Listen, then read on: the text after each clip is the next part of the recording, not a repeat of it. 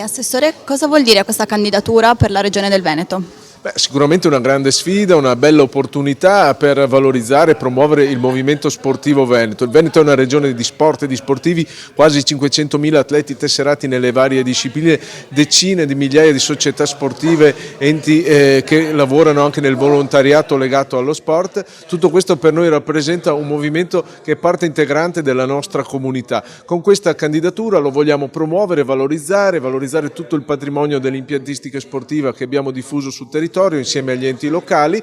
Siamo certi che si incardini perfettamente nel percorso che ci porterà a Milano Cortina 2026, fortemente voluto dal Presidente Zaia. Lo sport deve essere sempre di più al centro dell'attività e della vita sociale e culturale della nostra regione, ed è questo il motivo per cui abbiamo voluto fortemente questa candidatura. Poi naturalmente sarà realizzato un programma di attività e di iniziative che potrà essere anche l'occasione per reperire nuove risorse per tutto il mondo dello sport.